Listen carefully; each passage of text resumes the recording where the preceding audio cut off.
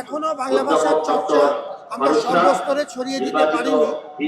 চর্চার বিষয়, এটি মনে ধারণ করার বিষয়। আন্তর্জাতিক মাতৃভাষা দিবস এবং শহীদ দিবস উপলক্ষে আমরা বিনম্র শ্রদ্ধা জানাই 1952 আমাদের ভাষা শহীদদের উদ্দেশ্যে, এবং পরবর্তীতে 1968, 1969, 1971, 1990 এবং 2024 হয়ে বিভিন্ন সময়ে যারা এদেশের জন্য সর্বোচ্চ আত্মত্যাগ করেছেন তাদের সকলকে বিনম্র চিত্তাস্তে স্মরণ করছি।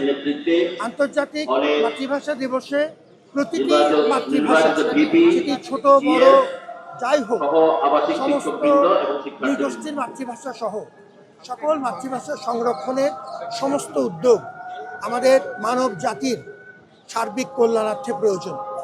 এই স্বীকৃতিটুক আমাদের মাতৃভাষা দিবসে বাংলার জন্য যারা জীবন বাজি রেখে সংগ্রাম করেছিলেন, করেছেন, তাদের কারণে এই আন্তর্জাতিক স্বীকৃতিটুক আমরা পেয়েছি। এখনো বাংলা ভাষার চর্চা আমরা সর্বস্তরে ছড়িয়ে দিতে পারিনি। চর্চার বিষয়, এটি মনে ধারণ করার বিষয়। অনেক উদ্যোগ নেওয়া হয়েছে, পরিস্থিতির কিছুটা উন্নতি হয়েছে, কিন্তু আমাদের পথ চলা মাতৃভাষাকে, সমস্ত মাতৃভাষাকে সম্মান করে আমাদের বাংলা সহ সমস্ত মাতৃভাষা চর্চার মাধ্যমে জাগরুক থাকুক, সেই উদ্যোগ আপনাদের মাধ্যমে সকলের প্রতি আমাদের সেই আহ্বান। এই আয়োজনটি আপনারা জানেন ঢাকা বিশ্ববিদ্যালয় জাতির পক্ষ থেকে করে, আপনাদের অনেক সহযোগিতা পেয়েছি। এই আয়োজন এবছর তুলনামূলকভাবে নির্ঝঞ্ঝাটভাবে হয়েছে।